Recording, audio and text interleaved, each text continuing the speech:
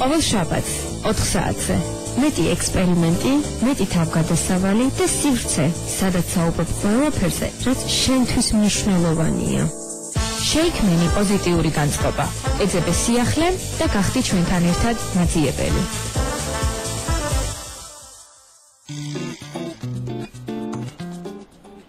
მოგესალმებით ძვირფასო რადიო მსმენელებო, დღეს შაბათია 21 თებერვალი და რა თქმა უნდა მეტეფება 103 შემოვერთდა გადაცემა მაძიებელი. მომდევნო 1 საათის განმავლობაში კი გადაცემის წამყვანები ქეთი და მარიამი ვიქნებით თქვენთან ერთად და ასევე ჩვენ სტუმართან ერთად ვეცდებით სასიამოვნო განწყობა შეგექმნათ და ამასთან ერთად საინტერესო პროექტებიც გაგაცნოთ. ქეთი, მეც მინდა მივესალმო ჩვენ მსმენელს, საკმაოდ საინტერესო თემებზე ვისაუბრებთ დღეს და განსაკუთრებით საინტერესო იქნება მათთვის, ვისაც აქტიური ცხოვრება მოსწონს, არის აქტიური სტუდენტი და ასევე აინტერესებს დიპლომატია და სურს წარმატებას მიაღწიოს ამ კუთხით.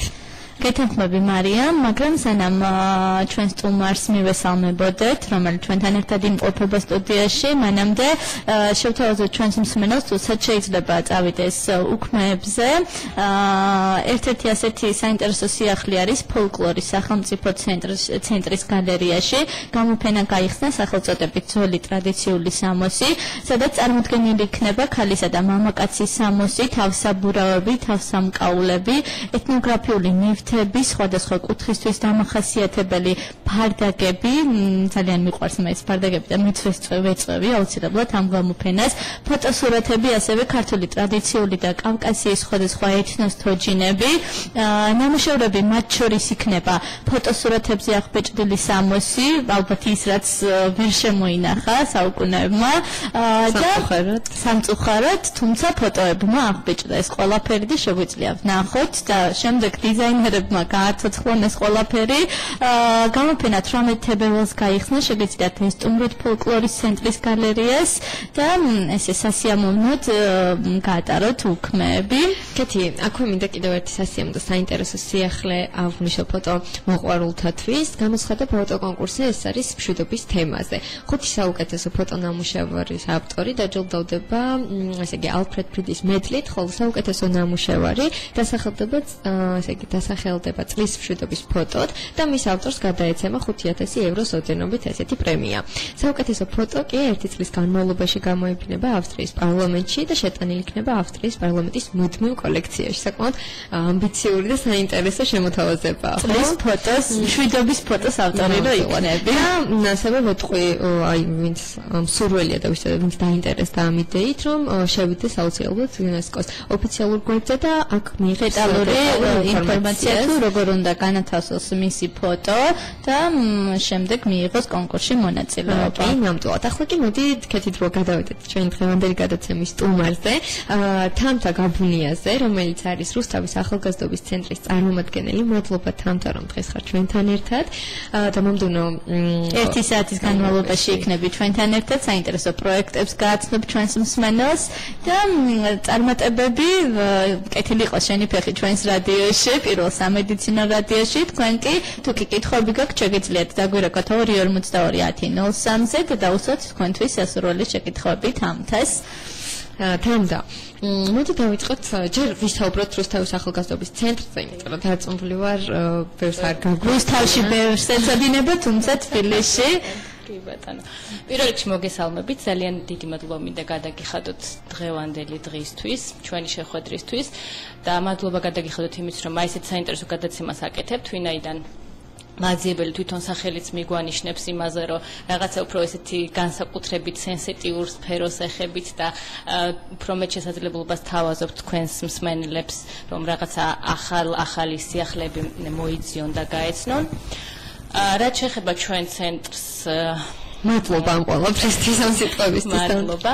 ცენტრის შესახებ ძალიან მოკლედ ვიტყვი, დიდხანს არ შეგაწყენთ თავს. რუსთავის ახალგაზრდობის ცენტრი დაფუძნდა 2012 წლის აპრილში, ანუ ჯერ 3 წლისაც არ ვართ ფაქტიურად. მაგრამ საკმაოდ ბევრი და საინტერესო პროექტი მოგისწრიათ. კი, ვცდილობთ, რომ მაქსიმალურად ის რესურსი, რაც ვთქვათ, მატერიალური თუ ადამიანური, რაც ჩვენ ცენტრს გააჩნია, მაქსიმალურად გამოვიყენოთ იმისთვის, რომ რუსთაველ ახალგაზრდებს მივცეთ განვითარების შესაძლებლობა. მინდა აღვნიშნო ერთი ფაქტი, რომ განსხვავებით ცოტა წინა წლებისგან, აი, როდესაც მე ვიყავი თინეიჯერი, ვთქვათ, იმდენი შესაძლებლობები არ იყო, რაც დღესდღეობით არის. და ძალიან მიხარია და ახალგაზრდებს აქვთ იმით საკუთარი შესაძლებლობების რეალიზების საშუალება მაქსიმალურად დაიხარჯონ და ეს ყველაფერი დაუშვათ საზოგადოებასაც მიაწოდონ და შედგნენ როგორც დამოუკიდებელი პიროვნებები, დამოუკიდებელი პირად ცხოვრებაში და ასე შემდეგ. და აი ეს ყველაფერი ხდება ადრეული ასაკიდან, მაშინ როდესაც ვთქვათ ჩვენ სტუდენტობიდან ვიწყებდით ხოლმე აქტიურ ცხოვრებას და ვთქვათ აი ჩემი პირველი რაღაცა და მაშინაც ძალიან ცოტა საშუალება იყო, რაც შეიძლება გამოგვეყენებინა. დღეს უკვე საკმაოდ ისეთი წვრილი პროექტებიც და საკმაოდ მსხვილი პროექტებიც ბევრია, სადაც შეგვიძლია მივიღოთ მონაწილეობა. სკოლიდანვე აქტიურად არიან ეს ბავშვები ჩართულები, რაც ყველაზე მთავარია და სწორედ ჩვენი ცენტრის მიზანი არის ის, რომ რაღაც ისეთი კარგი ნიადაგი შევუქმნათ რუსთაველი ახალგაზრდების ფიზიკურ, ინტელექტუალურ განვითარებას და ყველა გონესხმარობთ ამისთვის. რაც ყველაზე მიმზიდველი ფაქტორი არის, ფიქრობ ჩვენი ორგანიზაციის მუშაობაში, არის ის, რომ ჩვენი კარი, ანუ ძალიან ზედმეტი ბარიერებისა და რაღაც ბიუროკრატული პროცედურების გარეშე არის აქვე დავღნიშნე, რომ ზედმეტი დანახარჯების გარეშეც. კი, არის ღია ყველა მსურველისთვის. დავამატებდი ერთ ფაქტს, რომ ვინაიდან რუსთავის ახალგაზრდების ცენტრი შეიქმნა მუნიციპალიტეტის საკრებულოს ბაზაზე, ჩვენი ძირითადი დაფინანსების წყარო არის, რა თქმა უნდა, ადგილობრივი თვითმმართველობის ბიუჯეტი, თუმცა ეს რა თქმა უნდა არ გამორიცხავს იმას, რომ ჩვენ რაღაც გრანტებზე კი ვიმუშაოთ და გრანტები მოვიპოვოთ და თქვა და კიდევ სხვა პროექტები ვაწარმოოთ. თუმცა აქამდე არ ქონდა ამის შესაძლებლობა, ვინაიდან თითქმის ყველა დიდი პროექტისთვის არის საჭირო გამოცდილება და სანამ 2 წლის გავხდებოდით ის აქტიურად ვერ ვაკეთებდით განაცხადებს, თუმცა ეხა ნელ-ნელა უკვე ჩავთამამდით, ესე რომ ვთქვათ. კი, ჩართული ვართ აი ამ პროცესში აქტიურად. რაც შეეხება ჩვენ ძირითად საქმიანობას, თუ რას ვაკეთებთ და როგორ ვცდილობთ იმას, რომ ვთქვათ, ეს ახალგაზრდები უფრო ესე წახალისებულები და მოტივირებულები იყვნენ. ჯანსაღი ცხოვრების წესით დაკავდნენ. კი, აუცილებლად არის ის, რომ პირველ რიგში პერიოდულად ვატარებთ ტრენინგ სემინარებს. სხვადასხვა მიმართულებით ქონდა სამჯერ ჩავატარეთ უკვე ესეთი კურსი ნაბიჯი წარმატებისკენ, რომელიც მოიცავდა ესე დაინტერესებული ახალგაზრდების რამდენიმე მიმართულებით უნარების განვითარებას. ეს იყო ვთქვათ ლიდერული უნარჩვევები, როგორ უნდა გამომუშავონ, კარგი პრეზენტაცია როგორ უნდა გააკეთონ, როგორ უნდა გახდნენ სასურველი კადრი დამსაქმებლისთვის, აი ეს პირველადი უნარები, რაც ვთქვათ გასაუბრებაზე და გასაუბრების წინა ეტაპზე სჭირდებათ. საკმაოდ ისეთი პროფესიონალური კადრებისგან იღებდნენ აი ამ რჩევებს ეს ადამიანები და დაახლოებით ერთი თვე გრძელდებოდა ხოლმე თითო ესეთი კურსი და აი ამ თუნდაც ამ კურსის რამდენიმეჯერ გამეორების შემდეგ დაგროვდა რაღაც საკმარისი რაოდენობა იმ ახალგაზრდების, რომლებმაც ასე თუ ისე აი ეცოდნენ შეეძინეს. ეს კურსი სრულიად უფასო იყო. კი, იყო უფასო, რა თქმა უნდა, ვინაიდან აღვნიშნავ კიდევ ერთხელ, რომ ქალაქის ბიუჯეტიდან ფინანსდება ხოლმე როგორც წესი, აი ესეთი ვთქვათ მატერიალური გასავლები რაც გვაქვს. ისეთ წარმატებულ პროექტს ვიტყვი, ვთქვათ, აი რაც ჩემი აზრით არის ჩვენი ორგანიზაციის საინტერესო იქნება. ვთქვათ, მოსწავლეთა ფორუმი არის ესეთი პროექტი, რომელიც მოიცავს ყველა სკოლიდან, რუსთავის ყველა საჯარო სკოლიდან და არა მარტო საჯარო სკოლიდან თვითმმართველობის მიერ მოვლინებული ახალგაზრდების ერთობლიობას. ანუ თითო სკოლიდან თქვათ მოდის ჩვენთან 4 მოსწავლე, რომელიც მთელი წლის განმავლობაში რაღაც გარკვეული სტრუქტურით მუშაობენ, ყავთ თავმჯდომარე, იყოფიან კომიტეტებად და რაღაც საინტერესო იდეებს გვთავაზობენ ხოლმე. ეს არის დამამთავრებელი კლასის მოსწავლეები. თითქოს მე-11 და მე-12 კლასის მოსწავლეები. მე-12 კლასის მოსწავლეები ცოტა დაკავებულები არიან ხოლმე და ხო რაღაც შედარებით ის, მაგრამ მე-9, მე-11 კლასი აქტიურად ჩართულები არიან და თითქმის აი თუ ვინმე გვისმენს ახლა და მეთანხმებიან რომ არ ყოფილა თითქმის არც ერთი პროექტი, რომელიც არ თქვა თანადაფინანსებაში არ შევსულიყავით და ხელი არ შეგვეწყოს და მათგან ბევრი ძალიან ისეთი ვთქვათ წარმატებული იყო და მართლა ინოვაციური იყო. აი მაგალითად ერთი ხა რაც გამახსენდა ეს იყო outdoor cinema, რაც გულისხმობდა გარე კინოჩვენებებს ხოლმე და რუსთაველი ახალგაზრდები ყოფილა რაღაც პატარაები, მაგრამ ესეთი მასშტაბური პროექტი ვთქვათ აი ამ იმასლებით ხიათის ქვეშ ეწყობოდა. ხიათის ქვეშ ვაწყობდით ამინდებს შესაბამისად, რა თქმა უნდა, ჩვენებებს. მანამდე ეწყობოდა ჩვეულებრივი გამოკითხვა, რა ფილმის ყურება უნდა თან, რა ჟანრის და მე თქვა ეს საორგანიზაციო ჯგუფი არჩევდა ფილმს და ესეთ ლამაზ საღამოებს თქვა თუ გეგმავდით ამ ბავშვების თავისუფალი დროის გასატარებას. პერიოდში ვინმე ქალაქიდან გასვლას ვერ ახერხებდა, განსაკუთრებით კარგი იქნებოდა.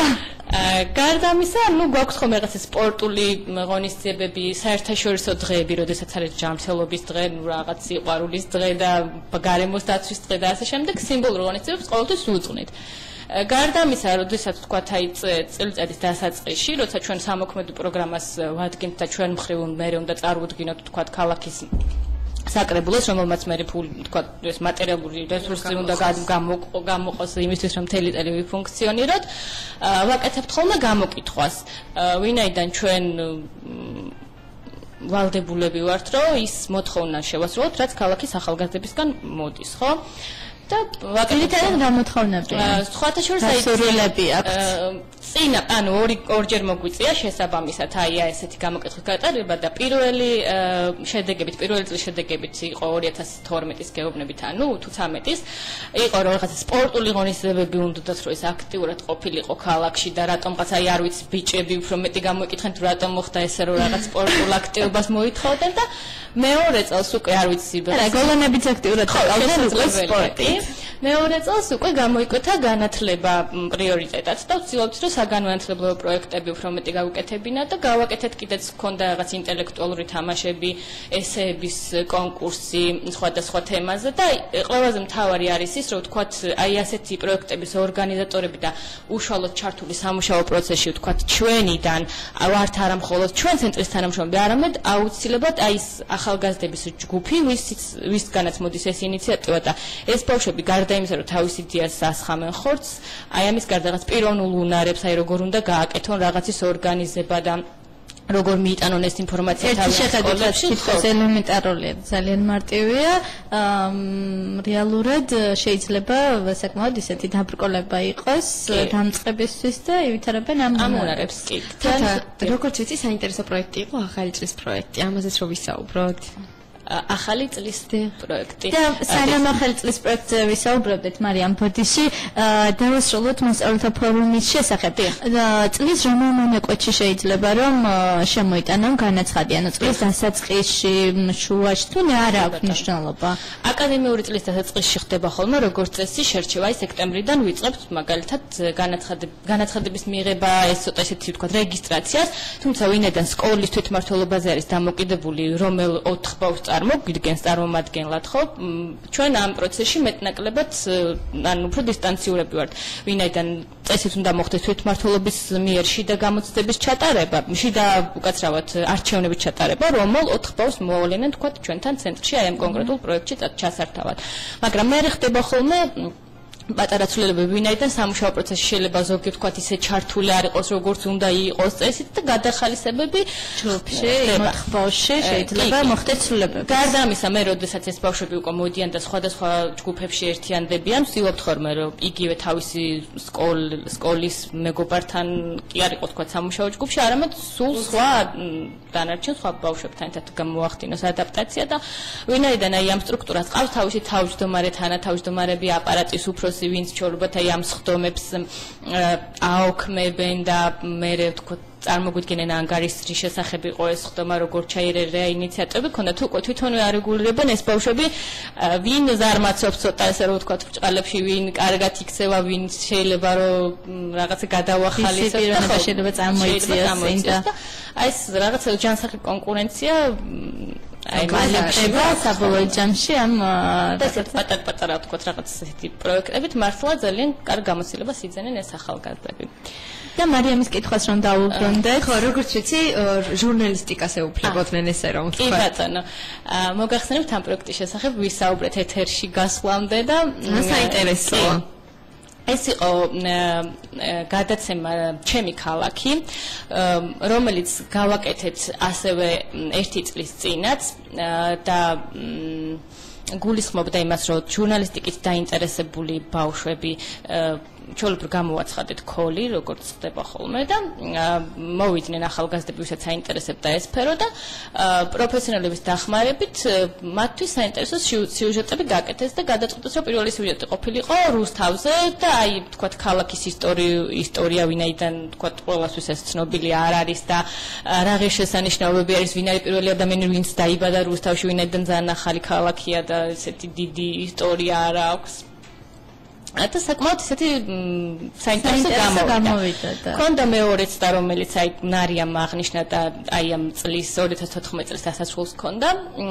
ეს უკვე შედარებით უფრო მასშტაბური იყო და გულისხმობდა 4 სიუჟეტის გაკეთება სხვადასხვა თემაზე, რომლებიც ჯგუფებმა თვითონ აერჩიეს და პროფესიონალების დახმარებით ჩაიწერა ეს სიუჟეტები და მათ გაიარეს ტრენინგები თუ როგორ პროფესიონალ ჟურნალისტებთან კი, ამაში გვეხმარებოდნენ ასევე მის კომპანია, რომელმაც თქვათ ეს ტენდერი გამოაცხადეთ და რომელმაც მოიგო და გარდა ამისა იყვნენ ჩვენი რეგიონალური არხის ქვემო ქართლის წარმომადგენლები, რომლებიც უშუალოდ ამ პროცესში ჩართულები არიან და საინფორმაციო ერთგვარი გამოცდილება მიიღეს ბავშვებმა, ვისაც შემდეგ უნდა ამ პროფესიის გაგრძელება. ძალიან ისეთი აქტიური ჯგუფი აღმოჩნდა და დღემდე კონტაქტობს და კიდევ სხვა პროექტებშიც ჩაერთვენ ეს ბავშვები ჩვენთან. სასიამოვნო თუ თანამშრომლობთ. და ეს პროექტი შესაძლოა რომ შემდეგშიც განხორციელდეს. გვინდა რომ რაღაც სისტემატიური ხასიათი მიიღოს და წელიწადში ერთხელ მაინც აი ესეთი რაღაც გავაკეთოთ ხოლმე. დღესდღეობით უკვე ძალიან წარმოიწია ამ სფერონ და ახალგაზრდები საკმაოდ ისე დიდ ინტერესს გამოთქვამენ ამ სფეროს მიმართ. ვინაიდან გვაქვს რაღაც თქვა პატარ-პატარა ტექნიკური ბაზაც, შეგვიძლია ამ ბავშვებს დავეხმაროთ ტექნიკური ანუ კამერები, გვაქვს რაღაც კამერა, მიკროფონი, აი ეს შემდეგ პატარ-პატარა რაღაცები, რაც შეიძლება სამოყვარულო დონეზე ამ ბავშვებს დაეხმაროთ, რომ ეს პიროვნული უნარები აი ამ მიმართულებით განივითარონ. ნუ რატომაც არა და ვფიქრობთ, რომ აი ამ პროექტს კიდევ ერთხელ გავაკეთოთ. საინტერესო პროექტია. მე აქვე მინდა ვთქვა ის, რომ ჩვენ რეკლამაზე გასვლის დრო არის, მაგრამ აუცილებლად დაგვეოდოთ, რადგან რეკლამის შემდეგ ძალიან საინტერესო პროექტზე ვისაუბრებთ და ეს პროექტი ანუ არ არის წარსულში და წარსულით არ მოყვებით, რადგან შეგიძლიათ თქვენც ჩვენ მომსმენელს მიიღოთ ამ პროექტში მონაწილეობა, ასე რომ დაგველოდეთ ჩვენ ძალიან მალე დავბრუნდებით. ბრუნდა MTFM IC და STAM-ის პირდაპირ ეთერში ქეთი და მარიამი მომდენო ნახევარი საათის განმავლობაში. უკვე ნახევარი საათის განმავლობაში მგონი ძალიან მალე გადის დრო. ნამდვილად მალე და ძალიან საინტერესოდ ჩვენ სტუმართან ერთად, თამთა გაბუნიასთან ერთად. და ვინც ახლა შემოგვერთა, გეტყვით რომ თამთა არის რუსთავის ახალგაზრდობის ცენტრის წარმომადგენელი და საკმაოდ ჩვენ ვისაუბრეთ ახალგაზრდობის ცენტრის მიერ განხორციელებულ პროექტებზე და მოდი მიმდინარე პროექტებიც რო ვახსენოთ, რამდენადაც ვიცით, ერთი ძალიან საინტერესო პროექტი არის ამჟამად, რომელში მონაწილეობა ჯერ კიდევ არის შესაძლებელი, სახელწოდებით რუსთავის ახალგაზრდული საკრებულო. მოდი გითხარით თამთა, რას გულისხმობს ეს პროექტი, ვის შეუძლია მასში მონაწილეობა და რას მისცემს ეს პროექტი ახალგაზრდებს? კი ბატონო, კიდევ ერთხელ მადლობა. ამ პროექტის შესახებ მოგახსენებთ მოკლედ. რუსთავის ახალგაზრდული საკრებულო გაერთიანებს 25 აქტიურ ახალგაზრდას, ისევე როგორც ნამდვილი საკრებულო, მოკლედ რომელიც არის რუსთავში, იქნება ზუსტად მე ვიმედოვნებ, რომ ნამდვილ საკრებულოზე უკეთ იფუნქციონირებს. და აი 25 ახალგაზრდა შეერჩევა აპლიკაციის და გასაუბრების საფუძველზე. თუ თქვა დაინტერესებული იქნება ვინმე, ბარემ ვიტყვი რომ აპლიკაცია არის ძალიან მარტივი და ფაქტურად სარეგისტრაციო ფორმა, რომლის შევსებაც ხვალ საღამომდე შესაძლებელი არის ჩვენი Facebook-ის გვერდზე, ეს არის რუსთავის ახალგაზრდობის ცენტრი, ქართული ასოებით, ან რუსთავი Youth Center ინგლისური ასოებით, timeline-ზე მოიძებთ აპლიკაციას, შეავსებთ და შემდეგ გასაუბრების საფუძველზე შეერჩევა 25 ახალგაზრდა. ამ დროისთვის გვაქვს აქტივობა საკმაო, მაგრამ ვინაიდან თხოვნა იყო, წესით გუშინ მთავრდებოდა დედლაინი, მაგრამ ეს აღმოჩნდა დიდი სურვილის შესაბამისად გადაწყვეტილება და თაი თქვენ გადაცემაშიც მოგვეცა საშუალება, რომ კიდევ ერთხელ შეგვეხსენებინა ეს დედლაინის შესახებ და იქნება იმედი მაქვს, კარგად გამოიყენებენ ამ შესაძლებლობას ჩვენი ახალგაზრდები. რაც შეეხება თუ აი რა სტრუქტურით იმუშავებს ეს ახალგაზრდა. და მოდი აღნიშნოთ, მხოლოდ რუსთავში მცხოვრებლების არის ეს პროექტი. ხო, აი ეს სამწუხაროდ თუ საბედნიეროდ ასე რომ ვთქვათ, ვინაიდან ჩვენი ქალაქის ფარგლებში ვოპერირებთ და ვინაიდან თვითმმართველობის ბიუჯეტს ვართ მიბმული, როგორც წესი ჩვენი ბენეფიცერები არიან ხოლმე რუსთაველი ახალგაზრდები. რუსთაველ 16-21 წლამდე ახალგაზრდებს, რომლებიც დაინტერესებული არიან რომ ჩაერთონ ქალაქის ცხოვრებაში, რომ განივითარონ პირადი უნარები ისეთი როგორც არის თუნდაც საჯარო გამოსვლა, დებატები, უბრალოდ შესთავაზონ თქვათ საინტერესო იდეები იმ ადამიანებს, ვის ხელშიც რეალურად ჩვენი ქალაქის ბედი არის. მიიღონ მათგან გამოსვლა. და თუ მათ არა ფიქრდებათ რა შეიძლება უკეთ გაკეთდეს, მიაწოდონ ახალგაზრდებს. იმიტომ რომ ახალგაზრდებს აი ჩემგან 5 წლით განსხვავებულ ახალგაზრდებს კი იმდენად სხვანაირი აზროვნება აქვს, რომ დარწმუნებული ვარ, აი ეს ადამიანებიც, თქვა საკრებულო სწორებით ძალიან ბევრ საინტერესოს აღმოაჩენენ ამ ბავშვებში და თავის მხრივ მიგაუზერებენ თავის გამოცდილებას და მეორე მხრივ კი აი იმ საჭიროებებს დაინახავენ, რაც რეალურად ახალგაზრდებს აქვთ და ცოტა რაღაც სხვანაირ მიმართულებით შეხედავენ ამ ყველაფერს. ეს პროექტი იქნება 3 თვიანი, მარტი-აპრილის და მაისის განმავლობაში და უკვე რაღაცა ნაწილი გაწერილი გვაქვს პროექტის და ეს პირველი ნაწილი იქნება ის, რომ ეს ბავშვები გაეცნობიან რეალურად როგორ მუშაობს თვითმმართველობა, თვითონ როგორც სტრუქტურა, ესე რომ ვთქვათ, როგორ ხდება გადაწყვეტილებების მიღება კონკრეტულ საკითხებზე. როგორ მუშაობს საკრებულო, რა საკითხებს განიხილავენ, მათ ექნებათ საშუალება, რომ დაესწრონ უშუალოდ ამ საკრებულოს. ეს ბავშვები ჯგუფურად მუშაობენ თუ ეს 25 ბავშვი, თუ ინდივიდუალურად ამზადებენ ამ პროექტებს და შემდეგ როგორც წესი იქნება რაღაც პატარა ჯგუფებად დაყოფა, ვინაიდან 25 ადამიანის ალბათ ერთად ესე აკუმულირება, ესე რომ ვთქვათ, ცოტა რთული იქნება. ალბათ როგორც იცით საკრებულო მუშაობს კომისიების მიხედვით და ბავშვები რომელიც თქვათ აი კულტურული საკითხებით და სოციალური სფერით რომელიც არის დაინტერესებული ისინი დაესწრებიან ჯგუფებად დაიყოფებიან კონკრეტულ შეხვედრებს რომლებიც მათთვის საინტერესო იქნება თუმცა გარდა ამისა აი გარდა ამ საკრებულოს ხმის დასწრებისა ჩვენ გვაქვს დაგეგმილი სხვადასხვა შემეცნებითი ღონისძიებები ამ ახალგაზრდებისთვის რომლებიც მთლიანად მათ ჩართულობას მოითხოვს და თქვათ როგორც ჯგუფი 25 კაციანია ესე ჩაერთვებიან და არა როგორც 5 და 4 და ეს პატარა მცირე ჯგუფებად. პროექტის შემდეგი ეტაპი რა იქნება? პროექტის შემდეგი ეტაპი იქნება და როგორც წესი არის ხოლმე ის, რომ თქვათ ვიღაც განსაკუთრებით ესეთი აქტიური ახალგაზრდები მუდმივ შეხებაში რჩებიან ჩვენთან და კიდევ თქვათ ინდივიდუალური იდეებით მოდიან ჩვენთან. და თანამშრომლობთ და მოყავთ მეგობრები და სხვა მიმართულებით ვითარდება ჩვენი თანამშრომლობა და კიდე რაღაც დამატებით კონტაქტებს ვამყარებთ ხოლმე კიდე ეს რაღაცა გუნდის პრინციპით ვიზრდებით და ჩვენ გადაცემის დასაწყისში ვსაუბრობდით იმ პრობლემაზე, რომ ჩვენ პერიოდში ჯერ კიდევ არ იყო ესეთი შესაძლებლობები. დღეს ძალიან ბევრი ესეთი პროექტი არის. რამდენად დიდია თვითონ ახალგაზრდების სკოლის მოსწავლეების, იგივე სტუდენტების მხრიდან დაინტერესება და გახსენებთ.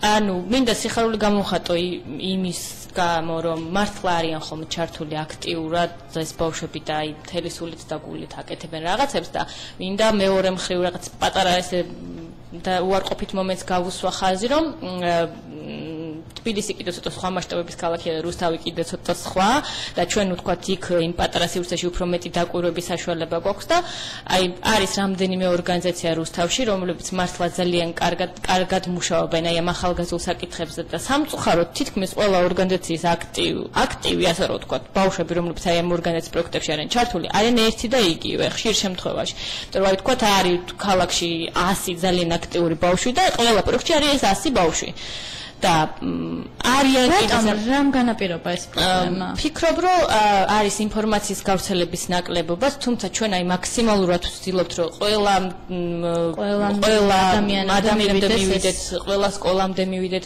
მოგეხსენებათ სოციალური ქსელი იმდენად აქტიური არის და ვთქვათ ისეთ მასშტაბებზე გაყავხარ ინფორმაციის მიწოდებს, რომ წესით ეს არ უნდა იყოს. ანუ ალბათ არის პიროვნული ფაქტორიც ბავშვების თვითონ თქვა არ უნდათ რაღაცას ჩართვა და მეორე თავში შესაძლოა ეჭვებარებათ და შეიძლება ძალიან კარგი იდეები აქვთ, მაგრამ რატომღაც გონიათ რომ თავს ვერ გაართმევენ. თავისუფლებას მივცემდი რომ აი თქვენი ეთერით კიდევ ერთხელ აი ყველა ასეთ ახალგაზრდას მიმართა რომ აი თუ კი რაიმე შესაძლებლობა გაქვთ რომ აი პატარა რაღაცა ან თუ გყავთ რუსთავში მეგობრები და დარწმუნებული ვარ ძალიან ბევრს ეყოლებე, შეგიძლიათ მიაწოდოთ ამ პროექტების შესახებ ინფორმაცია, შეგიძლიათ დღესვე მიმართოთ თქვენს მეგობრებს რომ ჩაერთონ ახალგაზრდული საკრებულოს მიმდინარე პროექტში, ძალიან ბევრს მიიღებენ. სულ თუ არაფერი გამოცდილება შეიძენენ და შემდეგში უფრო რაღაც თავდაჯერებულები და ჩამოყალიბდებიან რა უნდათ მართლა რა სჭირდებათ და საით და რისკენ შეიძლება მიმართონ თავიანთი მომავალი განვითარების გეგმა. ჩვენს გადაცემებში გვისაუბრია იმ პრობლემებზეც, რომ ძალიან ბევრმა უკვე სკოლის ასაკის შემდეგაც კი პირველ მეორე კურსზე უკვე ხვდება, რომ ის პროფესია რაც აირჩია, არ არის მისი სფერო და საკუთარ თავს ვერ ხედავს იმ სფეროში. ძალიან კარგი მაგალითია იგივე ჟურნალისტიკაზე, რომელიც შენახსენეთ ამთა. ის მიმზიდველად ჩანს ერთი შეხედვით ეს სფერო, მაგრამ მოითხოვს ძალიან დიდი ენერგიას, შრომას. ფაქტიურად ეს არის შენი ცხოვრების წესი, რომელსაც უთქვამთ 24 საათიდან შეიძლება 20 საათი და გძინავს 4 საათი. ყოფილა ესეთი შემთხვევებიც და უბრალოდ ამ ცხოვრების რიტმს ვერ აუწყო ფეხი. როდესაც შენ პირადად ეცნობი ამ ყველაფერს და მონაწილეობას ღებულობ, შემდეგ უფრო უკეთ კარგად ჩამოყალიბდები, გინდა თუ არა მომავალში ამის გაგრძელება და შეგიძლია თუ არა. და ძალიან კარგია, როდესაც ამის შესაძლებლობა გეძლევა. და ყველა ესეთი აქტივობა, აი რაც კი ვთქვათ, პიროვნულ ზდაზე არის, თქვენი ბავშვების გუნდში ჩართვაზე არის ორიენტირებული, აი რაც უფრო ადრეულ ასაკში მოხდება ეს და რაც უფრო ადრეულ ასაკში აღმოაჩენ თქვენ ეს მოგწონთ თუ არ მოგწონთ თუ გადგებათ თუ არ გადგებათ, მით უკეთეს, ამიტომ ყველას მინდა ყველანაირი შანსი, არა მხოლოდ ჩვენ ორგანიზაციაში, ნებისმიერი მიმართულებით პატარა რაღაცის კეთების და თავში უნარების აღმოჩენის და განვითარების შანსი გამოიყენონ, რაც შეიძლება ადრეულ ასაკში. და უნარებზე ვსაუბრობდით, თუ არის შესაძლებელი რომ განსაკუთრებული საჭიროების მქონე ადამიანები ჩაერთონ იგივე თქვენს პროექტებში. ძალიან დიდი მადლობა ამის პრეცედენტები. კი ბატონო, ყოფილა ამის პრეცედენტები, ჩვენ როგორც წესი ვცდილობთ ხოლმე რომ ყველა ისეთ ჯგუფზე მეტნაკლებად ჩვენი შესაძლებლობით გავაკეთოთ რაღაც, რაც თქვათ მათ ცოტა მაინც გაულამაზებთ ცხოვრებას. პირველ რიგში აღნიშნავ თქვათ განსაკუთრებული საჭიროებებიდან ვარ დავიწყოთ ცოტა შედარებით ისეთ ჯგუფებს ვიტყვი, რაც ცოტა ოდნავ სენსიტიური არის. აქედან დავიწყებ სოციალურად დაუცველებს აღნიშნავ პირველ რიგში, ჩვენ ხშირად ვაკეთებთ ხოლმე რაღაც გამახალისებელ ღონისძიებებს, მცირე საოჯახო ტიპის სახლში მცხოვრები ბავშვებისთვის. ასევე ჩვენს არაერთ აქტივობაში ჩართულები იყვნენ ხოლმე პრობაციონერი ბავშვები, ეგრეთ წოდებული პრობაციონერი ბავშვები, რითაც ქვემო ქართლის პრობაციის ბიუროს მინდა მადლობა გადაუხად, რომ ჩვენთან თანამშრომლობდა და საშუალებას გვაძლევდა, რომ აი ეს ბავშვები აქტიურად ჩაგვერთო ჩვენს პროექტებში და მართლაც განსაკუთრებით მნიშვნელოვანი იყო ნამდვილად, ზოგი მათგანი თქვათ მეტად დაინტერესებული იყო, ზოგი ნაკლებად, თუმცა საბოლოო ჯამში რაღაც შედეგს ვაღწევდით და ჩვენ თავად ეს ადამიანები ხვდებოდნენ ცვლილებას საკუთარ თავში და ხედავდნენ თავიანთ საჭიროებას და იმას, რომ ისინი არიან ჩვეულებრივი ახალგაზრდები, მათ აქვთ მთელი ცხოვრება წინ, ყველა ის შანსი, რაც ეძლევათ, უნდა გამოიყენონ და არაფრით არ განსხვავდებიან იმ დანარჩენი ახალგაზრდებისგან, ვისაც თქვათ ის პატარა შეცდომა, რაც მათ მოუვიდათ, არ მოსულიათ და იგივე შანსებს აძლევთ აუცილებლად ცხოვრება. გარდა ამისა, განსაკუთრებულ შესაძლებლობებზე ახლა გამახსენდა და მინდა რომ აღვნიშნო აუცილებლად, რუსთავ ქალაქობის დღესასწაულთან დაკავშირებით ჩვენ ერთ-ერთმა საინიციატივო ჯგუფმა ესეთი იდეა მოგვიტანა და დიდი სეავნებით შევუერთდით და ერთად გავაკეთეთ. ეს იყო 3D სპექტაკლი უსინათლოებისთვის.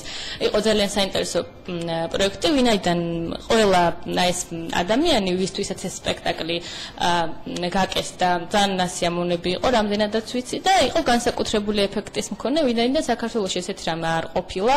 ეს იყო, ვთქვათ, სუნისა და რაღაც შეხების შეგრძნებებიც იყო თვითონ ადამიანებისთვის. ყავდათ კონსულტანტი, ვინც აი ამას უზრუნველყოფდა და გარდა ამისა ხმაყვებოდა სიუჟეტს. სიუჟეტის განვითარებას და ძალიან საინტერესო იყო. ეხლა მოახლოებაში გეგმავთ კონცერტს სმენის პრობლემის მქონე ადამიანებისთვის და თუ გვექნება საშუალება კიდევ შემდეგი შეხვედრების მე მოგახსენებთ შედეგებს იმედი გვაქვს რომ ძალიან საინტერესო გამოვა და მოკლედ ეს ვცდილობთ რომ ასევე ეთნიკური უმცირესობები რომ მოგეხსენებათ ქვემო ქართლში მეტნაკლებად არიან თქო აზერბაიჯანელები სომხები და ასე შემდეგ ნუ ბევრი ეთნიკური უმცირესობა ყავს და გვინდა ხოლმე რომ ხშირ შემთხვევაში ჩართულები იყვნენ ეს ბავშვები ხშირ კი რა და ყველა შემთხვევაში ჩართულები იყვნენ ეს ბავშვები ჩვენს აქტივობებში და ამ წელს მუშაობთ აქტიურად აი ამ მიმართულებით. და მე გამახსენდა შესაძლებლობებთან დაკავშირებით გამახსენდა ჩვენი ერთ-ერთი მოლაშქრის მონათხრობი, როდესაც მათ უცხოელი უსინათლოები წაიყვანეს ერთ-ერთ ჩანჩქერზე ლაგოდეხში და აი ისინი იმდენად უსაზღვროდ ბედნიერები იყვნენ.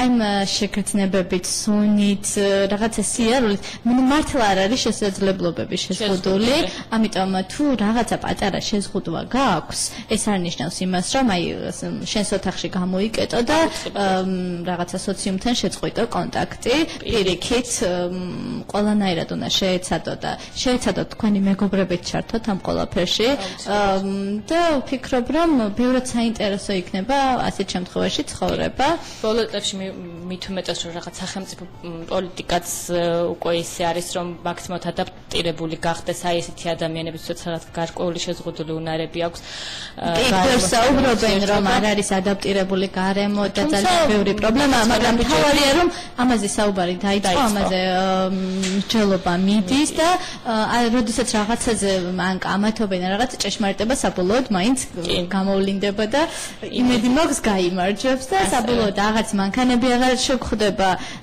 ეტლით მოსიარულეების განკუთვნილ ადგილზე და პანდუსებითაც აღჭურვილი იქნება იმედია ყველა ესეთი შენობა სადაც აი ადამიანებს შეიძლება მოვუწიოს. და სამომავლო გეგმებზეც რომ ვისაუბროთ, უახლოესი პროექტები რა იგეგმება? კი ბატონო, უახლოესი პროექტები, ანუ ახალგაზრდა საკრებულო გვახსენეთ და ვინაიდან დედლაინი ხვალ არის თვის ბოლომდე მოხდება ამ ადამიანების შეჩერება და შეგახსენებთ რომ შეგვიძლიათ შეხვიდეთ Facebook-ის გვერდზე, კიდევ რომ შევახსენოთ ჩვენს მსმენელს როგორც იპოვოთ ახალგაზრდობის ცენტრი ან რუსთავი Youth Center ინგლისური ასოებით და timeline-ზე მოძებნით აპლიკაციას ივენთებში და შეავსოთ შეგოთ სარეგისტრაციო ფორმას. და მათ ვისაც არ აქვთ, ეხლა ძალიან ისეთია ინტერნეტად წტომა დღეს ყველას აქვს, მაგრამ ვისაც არ აქვს ინტერნეტთან დომა რა უნდა ქნას?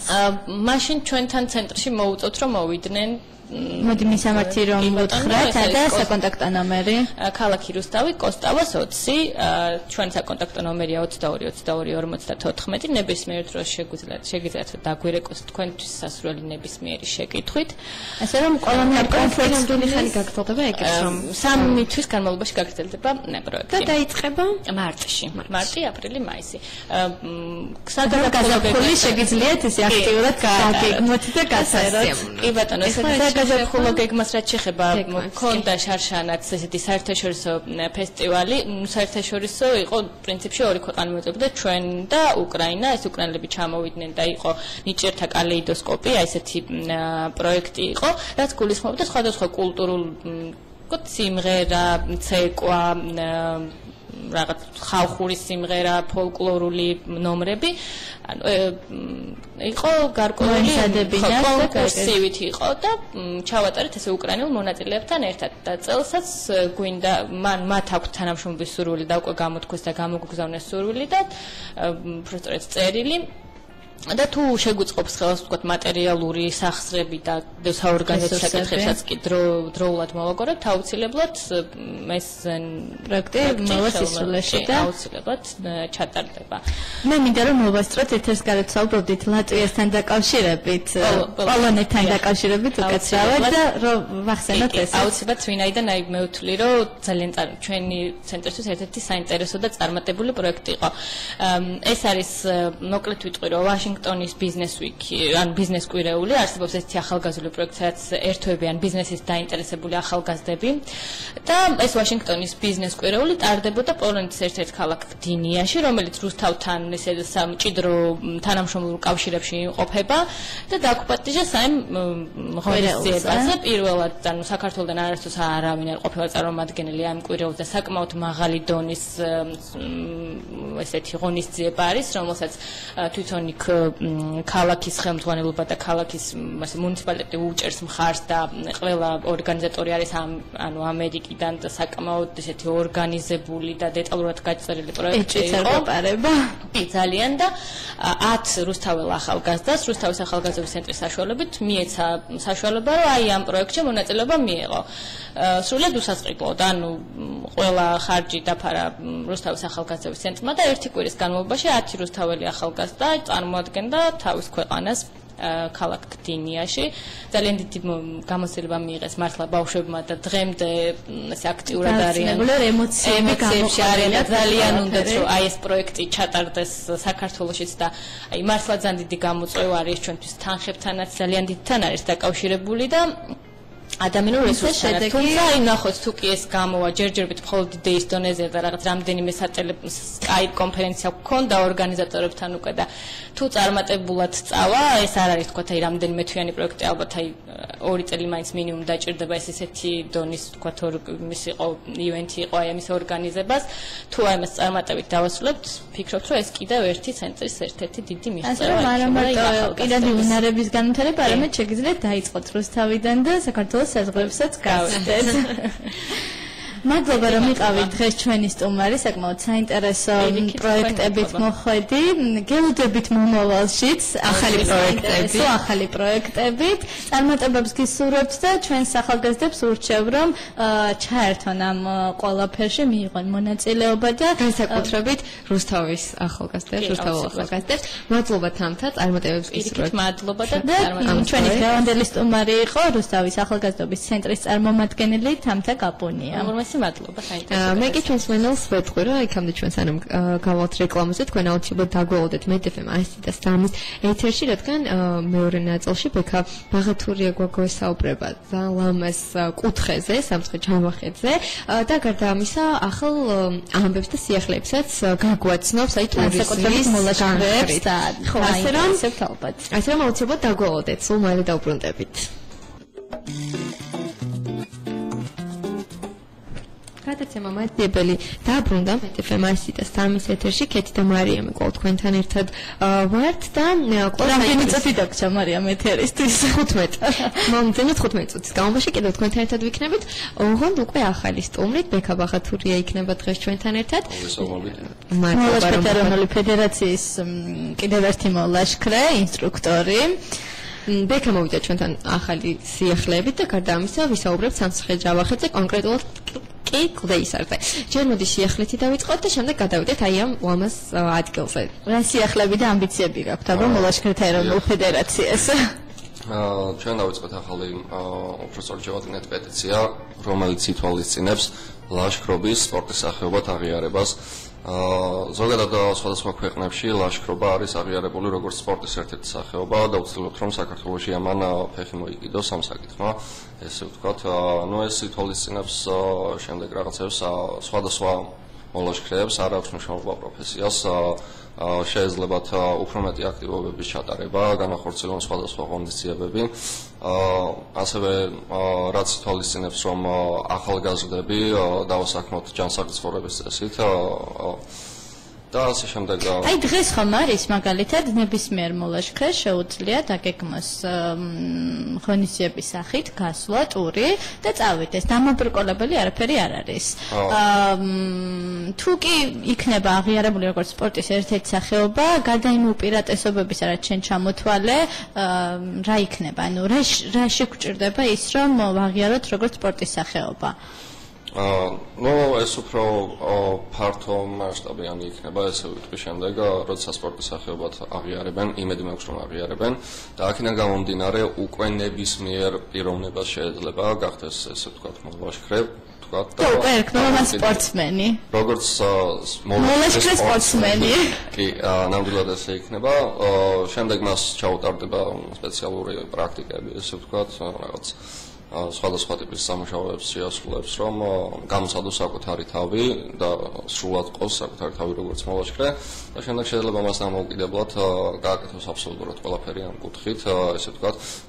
ვცდილობთ, რომ ალბათ იქ იქნება რაღაცა თეორიული სწავლებებით, პრაქტიკული გასვლებებით. უბრალოდ ამას იმიტომ ვაკეთებთ, რომ დღესდღეობითაც კი არიან ადამიანები, რომლებიც ერთხელ არიან ამყოფი რაღაც ლაშქრობაზე.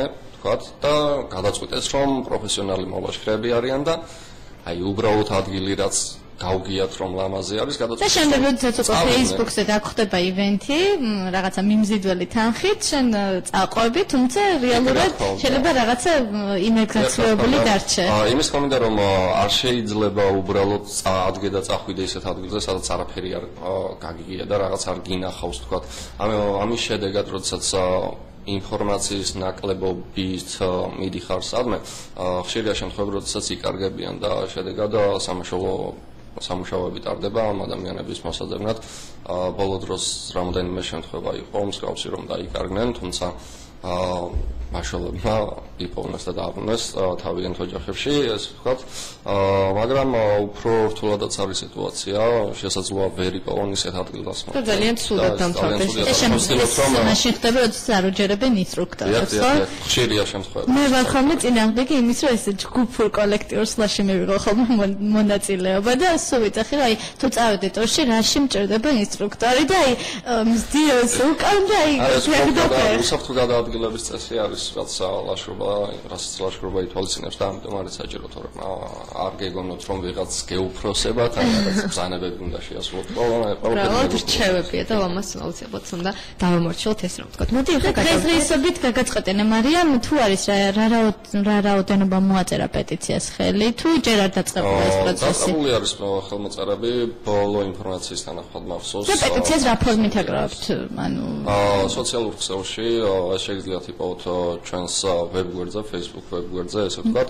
მოლაშქრეთა ეროვნული ფედერაციის მოლაშქრეთა ეროვნული ფედერაცია ქართული შევთითაც შეგიძლიათ მოწმოთ Facebook-ზე და შევუერთდეთ ამ პეტიციას, თუ კი თქვენს თვლით, რომ ლაშქრობა უნდა აღიარდეს როგორც სპორტის ერთ-ერთი სახეობა. მე და ქეთი აუცილებლად ვუერთდებით. დიდი მადლობა. და მე გვეყოლებია მოლაშქრე ინსტრუქტორ სპორტსმენი სტუმრები ეთერში. უფრო უსაფრთხო და სანდო იქნება მე ეს და მაგის არის ეს კარგი. ნამდვილად. ბექა მოდი აი ძალიან მინდა რომ გადავიდეთ რაც შეიძლება მალე ამ კუთხეზე, იმიტომ რომ როგორც ვიცი, ბევრი საინტერესო ლეგენდარი დაკავშირებული და სახელწოდებაც გარკვეული ფაქტორებიდან გამომდინარე მოდის.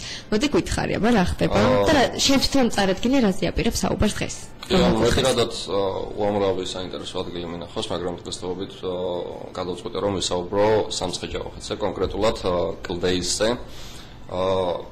ძველ დროს, ანუ ერთ-ერთი ლეგენდის თანახმად, ძველ დროს ამ სოფელში, ესე ვთქვათ, იყო დასახლება, ჩვეულებრივ ადამიანები ცხოვრობდნენ, მაგრამ ყველაზე მნიშვნელოვანი ის არის, რომ ლეგენდის თანახმად თვითონ კლდეისის ტერიტორიაზე თამარ მეფეს უყვარდა ნადირობა, როგორც ერთ-ერთი ყველაზე ცნობილი ლეგენდა და ნადირობის დროს მისი ნასული ის არის მოხდა კლდეში და ჩარჩა, მოკლედ ძალიან მარტივი არის.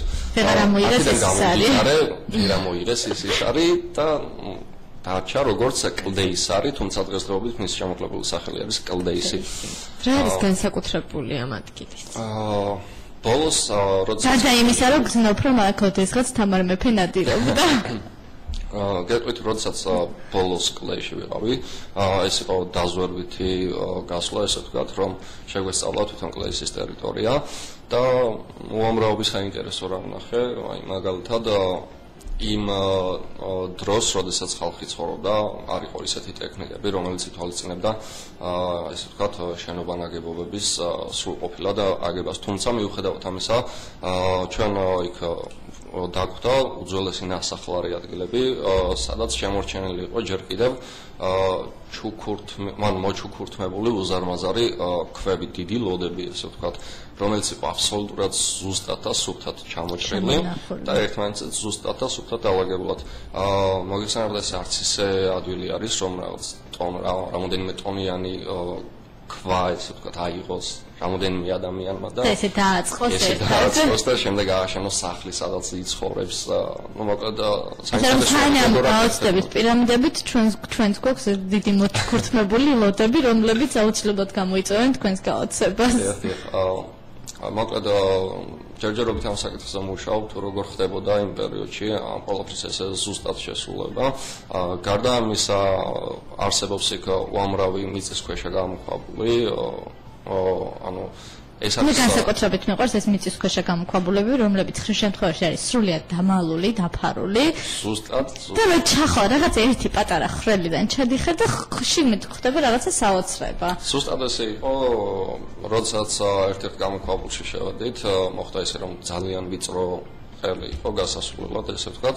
თუმცა მიუხედავად ამისა, ჩვენი გამოცდილებით მოვახერხეთ შიგნით სიღრმეში შესვლა, სადაც საოცარი რამ დაგვდა, იქ იყო უზარმაზარი დარბაზები, ანუ დღეს როგორც თანამედროვე ენაზე ვთქვათ, მისაღები ოთახი და ასე შემდეგ, მაგრამ ყველაზე მნიშვნელოვანი ის იყო, რომ როდესაც ქვემოთ ცივა, ვთქვათ, ზაფხულში მიწის ზემოთ ძალიან ცხელად, თუმცა გამოქვაბულში რომ ჩახვიდეთ, აუცილებლად დაგხვდება ყინულები.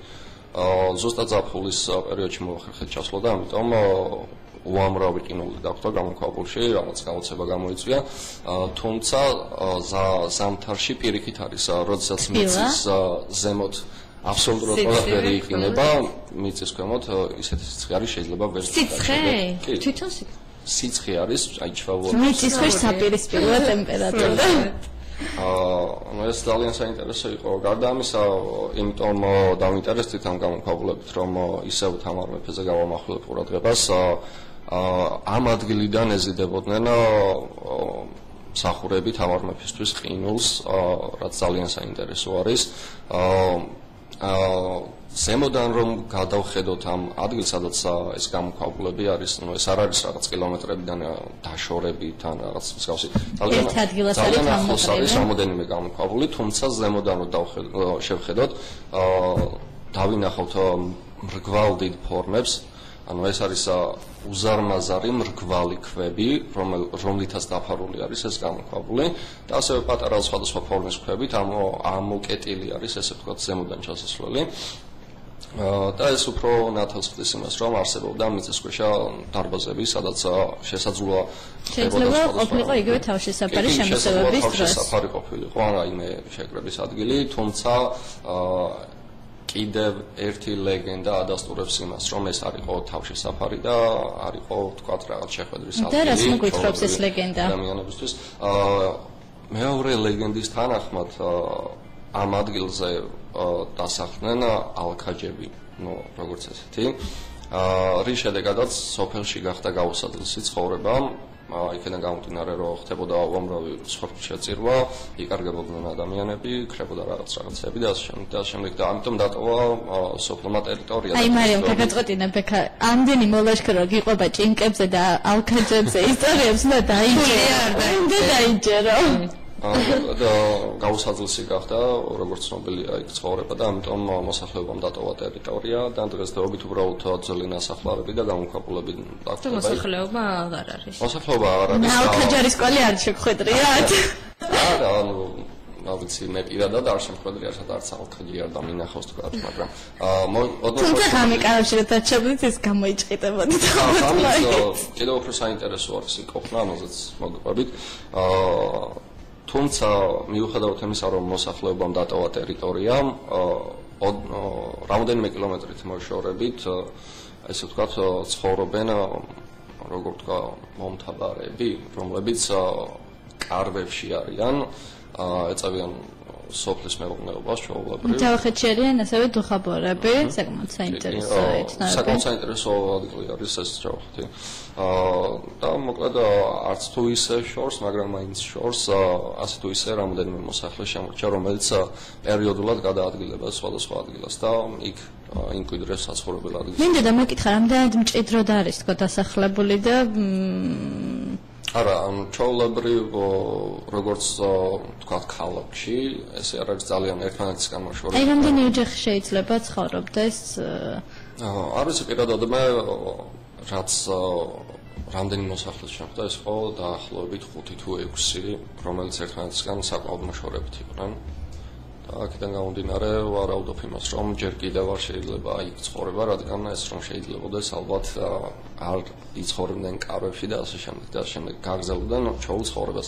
და შენახდნენ რომ ღამით კიდევ უფრო საინტერესო არის იქაურობა. როდესაც პირველად მივდიოდი მითხრეს რომ ღამით აბსოლუტურად ყველაფერი ნათდება, იქ არ არსებობს ღამე, რადგან ისეთი კაშკაშა მთვარეა, მოდის რომ ისი სინათლე ისიანათებს ტერიტორიას როგორც დღისით მზე. ნუ რა თქმა უნდა ეს რაღაც არ დავიჯერე, კი მინახავს რა თქმა უნდა კაშკაშა ღამე, მთვარისგან გაკაშკაშებული ღამე და რაღაც მსგავსი, მაგრამ ამის მსგავსი ნამდვილად არაფერი არ მინახავს, რადგან ალბათ შუაღამე იყო, რაღაც ხმალმა გამოგვიძა და ნუ რა ვიცი. იცოდი ეს ისტორია რომ იქაურობა ღამე განათებული იყო, რამ დაგაძინა ბექა მითხარი. არ ვიცი, ჩვეულებრივად ალბათ მიჩვეული ვარ უკვე ამ ყველაფერს. და როდესაც ღამით გამოგვიძა და გარეთ გამოვედი, ყველა აბსოლუტურად ყველა გავაგვიძე რომ დრო ავდგეთ და საქმე შევდგეთ. საჭის არც დაგიხედავს ეს. არა, არც დამიხედავ. გათენებული ეგონა. ისეთი ნათელი ღამე იყო რომ ჩავთვალე რომ უკვე თენდებოდა. ვიცი ფიქრე რომ ღამე იყო. და იყო რომელი საათი ამ დროს? თუ გახსოვს. დაახლოებით იქნებოდა 3 ან 4 საათი. ანუ ნამდვილად არ თენდებოდა. ნამდვილად შუაღამე იყო. რამდენი დღე დაყავით ის ერთი ღამე, იმ ერთი ღამით შეგვიძლია ვივარაუდოთ რომ რეალურად ესეა? ყოველთვის ესეა. კი, ყოველთვის ესე არის თეთრ. უმეტესწილად ესე არის ესე ვთქვათ, იმიტომ რომ მე პირადად არ მინახავს ადამიანი, რომელიც ამ ტერიტორიიდან ჩამოსულიყო და ეთქვა, რომ ღამე აბსოლუტურად ბნელოდა. ძალიან ცნაურია. და მოდი ვახსენოთ, რამდენი ხანი გჭირდება იმისთვის, რომ კლდეისთან მივიდეთ და რა სირთულის კატეგორიას შეგვიძლია მივაკუთვნოთ მოლაშქრეებისთვის. ვინც ეხლა იწყებს ლაშქრობას და ეხლა პირველ ნაბიჯებს გამს, რა უნდა გაითვალისწინოს? ვინც ეხლა იწყებს ლაშქრობას, ნუ პირველ რიგში იმას ურჩევ, რომ კლდეის ნუ აირჩევს. იქიდან გამომდინარე არა რომ რთული მარშრუტი არის და რაიმე მსგავს უბრალოდ ბევრად საინტერესო ადგილები და მისთვის გამოცდილებისთვის საჭირო ადგილები არსებობს. უბრალოდ რაიმე სხვა ადგილი ერჩიოს და ასაცილისთვის ყველაზე მარტივი ერჩიოს, მაგალითად ბირთვისი ერჩიოს, რომელიც ჩვენთან ძალიან ახლოს არის და სხვათა შორის იქაც უძველესი ციხესიმაგრეები არის. ნუ ეს არის ერთ-ერთი ადგილი, საიდანაც ძველ დროს საქართველოს მტრები უტევდნენ და ასე შემდეგ. საამაყო ადგილია. საამაყო ადგილი, რომელიც შევინარჩუნეთ, რატომაც არა, თუმცა პრობლემა ის არის, რომ ხშირი, ასე ვთქვათ, სტუმრებიდან და ბოდიშვიხტი და უვიცის სტუმრებიდან გამომდინარე აბსოლუტურად დაბინძურებულია ბირთვისის ტერიტორია. მე პირადად ძალიან ხშირად ნახულობ იქ რაღაც ფეხსაცმელს, შარვალს, ზედას და ასე შემდეგ. როგორ მივაგნოთ ამ მიწისქვეშა ჩასასვლელებს, თუ კი არ ვიცით, აი დაახლოებით მაინც. მიწისქვეშა გასასვლელს და რამდენი საათი გჭირდება რომ ამ კლდეისთან მივიდეს თბილისიდან? საფეხმავლო გზა რამდენია? გჭირდება 2-3 საათი საშუალოდ რომ ვთქვათ. რომ თვითონ ამ ტერიტორიაზე კლდეში ჩავიდეთ, დავბანაკდეთ და შემდეგ მეორე დღეს გავაგრძელოთ ვთქვათ ის დაზვერვითი ლაშქრობა, რომელიც თვალისწინებს სხვადასხვა რაღაცების ძიებას, ესე ვიტყვი. ხოლო თვითონ გამოქვაბულებზე როგორც ვიმკითხეთ როგორ ვიპოვოთ ეს არ არის რაღაც კონკრეტული მე როგორც ვიცი ძალიან ცოტა ადგილას არის მინიშნებები სად რა არის და ერთადერთი მახსენდება ლაგოდეხში ჩანჩქერთან მისასვლელი რაღაცა მინიშნებები და სადღაც ყოველი შეიძლება შეგხვდეს. მარკირება არის ეს, მაგრამ იმ ტერიტორიაზე მარკირება არ ყოფილა, ის უბრალოდ ესე ვთქვი მოვლელი ადგილი არის ლაშქრობისთვისაც და დაზვერვითი ლაშქრობებისთვისაც, თუმცა ჩვენ წავედით იქიდან გამომდინარე, რომ ვართ საკმაოდ გამოცდილი მოლაშქრეები აბსოლუტურად ყველანი და ვიცით რა სიტუაციაში. იმდენი მიმტკიცა ბექამ და ღვთის სამრე ჩვენს ინსტრუქტორებს უნდა ენდოთ. ამ შემთხვევაში ბექა ბუხრაშვილზეა საუბარი. რა თქმა უნდა. და შენ რომელი ადგილი დაგამახსოვრდა, აი პირველი ემოცია რა იყო, რომელი ადგილი არის შენთვის ყველაზე საყვარელი და როგორ ვთქვა, გამოარჩიე ხარ როგორ ხაც? აი, ძალიან რომ შევეცადო, შემიძლია გამოვარჩიო ადგილი, რომელიც არის ტობა-ვარჩხილი. კეთის საყვარელი ადგილია, მინდა აღნიშნო არაერთხელ. მისტიური ადგილია საკმაოდ. და ველოდები, როდის ეს შედგება ეს სტორი, რომ აღარ ყველა საქმე შეიძლება გადავდო ავტორისთვის. იმენი ნიქეს და ერთხელ მაინც უნდა მოხდეთ ტობა-ვარჩხილზე, ეს არაჩვეულებრივი ადგილი არის.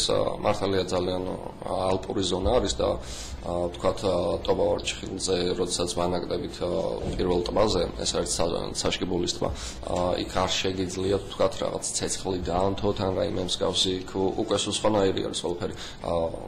პატარა გაზი, ესე ვთქვათ. ზედმე შეიძლება ცეცხლის დანთება. ანუ ალპურ ზონაში გასაგებია. ხე არიზდება, ესე ვთქვათ. და აქედან გამომდინარე, მოგვიწია ცხენებით რაღაც დიდი გაზის ბალონების გადატანა და რაღაც ქვავის რომ ხალხი მშიერი არ დარჩენილი და ძალიან საინტერესოა, თუმცა რეკომენდაციას ვერ გავუწევ მე პირადად ვერავის, ვინც გამოცილი არ არის თქვა ლაშქრობაში და არ ვიცი თქვა რა შეუძლია მას, იმიტომ რომ საკმაოდ რთული მარშრუტი არის. აი ჩემთვის რომელიც არ ვარ ტობაზე ნამყოფი, ინსტრუქტორთან ერთად წასვლა უკვე რეკომენდირებულია თუ არა? ინსტრუქტორთან წასვლა ყოველთვის რეკომენდირებულია, თუმცა ამ შემთხვევაში როგორ თუმცა გავაწალებ ალბათ ინსტრუქტორს ძალიან. ეგ არ არის თავი, ანუ სანამ ტობა ფესტივალი შედგება, ესე ვთქვათ, ეს ყოველთვის აპრილის პერიოდში ხდება. მანამდე უამრავ ღონისძიებებს და უამრავ ლაშქრობებს გეგმავთ, სადაც თუ სურვილი გაქვს, რა თქმა უნდა, რომ ტობა-ვარჩხილზე მოხდეს, საბოლოოდ საკუთარი თავი უნდა გამოცადო ამ სხვა პატარ-პატარა ლაშქრობებში. უნდა მოემზადო ამისთვის. საბოლოოდ ვფიქრობ, რომ აი ამ პატარ-პატარა მომზადების შემდეგ უფრო დიდ სიამოვნებას მიიღებ ტობაზე რო ახლა და ისე მეტად არ გაწყვეტები. ის არ იქნება, რომ რაღაც ერთი კარგი ადგილი ნახე, გექნება უამრავი კარგი ადგილი. მაგრამ ბოლოს მიხვალ საუკეთესო ადგილს, ესე ვთქვი. კარგი სტრატეგია აქეთ გირჩევ, რომ იყვე ამ. თუ კი მომეცა იმის საშუალება, რომ ესე ყოველ კვირა გავიდე ქალაქიდან, მარიამ ამას რა ჯობია. მით უმეტეს თუ ამინდებმაც ესე შეგვიწყო ხელი და ცოტა ხანს კიდე გასაბათურიდან ალბათ სეზონი უფრო დაიწყება, იმიტომ რომ ვიცი რომ სეზონის სალაშქრო სეზონის გახსნას დავგეკმოთ და ბექა, მოდი გადაცემის ბოლოს აღნიშნოთ ისიც, რომ ლაშქრობებში არ დადიხართ, მაგრამ ბაკურიანში მიყავთ სურველები და აი ამაზეც რომ ვთქვათ 1-2 სიტყვა, იმიტომ რომ ძალიან კარგი შეთავაზებაა. ამ ეტაპზე არც ესე ხშირი გვაქვს, როგორც 1 ან 2 დღიანი ლაშქრობები, თუმცა გავაკეთეთ სპორტ სკოლა ბაკურიანში. სადაც დამსვენებელს შეუძლია 5 დღის წავიდეს და გაატაროს არაჩვეულებრივი ეს 5 დღე. რაც შეეხება ღირებულებას, დაუჯდება ეს სიამოვნება სურველებს. დაუჯდება 200 ლარი. მაგრამ ძალიან ბევრი რამ შედის ამ თანხაში და მინდა ყველაფერი ჩამოთვალო. მოკლედ ამ თანხაში შედის ტრანსპორტირება, ღამისთევა, კვება. ღამისთევა სად? ბაკურიანში, კოტეჯში თუ კარვებით? კოტეჯში, რა თქმა უნდა. ღამისთევა კოტეჯში, სრული კვება, თხილამურები, ინსტრუქტორი, რა თქმა უნდა, შიდა გადაადგილება და რა ვიცი, აბსოლუტურად ყველაფერი შედის ამ თანხაში. შევეცადეთ რომ მაქსიმალურად დაბალ თანხაში. მოკლედ, ხო, ძალიან მიმზიდველი თანხა და აი ამ თანხაში ძალიან ბევრი რამე შედის. ძალიან დიდი სურვილი მაქვს მე წავიდე და ასევე ვუსურვებ ჩემს მენელსაც, რომ ვისაც დრო აქვს ეს 5 დღე აუცილებლად ესე და მოაძლევს ეს წასვლათ, არა მე ძალიან მინდა და ეს ძალიან მინდა რომ მალე გამოიდაროს და მალე მოვიდეს გაზაფხული. და გამოთბეს ჩვენი გადაცემის დრო ნელ-ნელა უკვე ამოიწურა სამწუხაროდ. ბექა, მადლობა რომ იყავი ჩვენი სტუმარი. ცენელ შევახსენებ რომ ბექა ბაღათურია იყო ჩვენთან ბოლო ნაწილში სამცხე ჯავახეთზე ვისაუბრეთ განსაკუთრებით კი უფრო კონკრეტულად და მარტო იმიტომ გღირს ასვლა რომ ნახოთ თეთრი ღამეები ჯავახეთში. კი, ძალიან დამაინტერესა აი ამ თვარემა. როგორ ანათებს ესე საოცრად. მოკლედ მე და ქეთი გადაცემა მაძიებლით გემშვიდობებით, მე და შემასტი და სამზე დარჩით აუცილებლად ჩვენ მომავალ შაბათამდე გემშვიდობებით.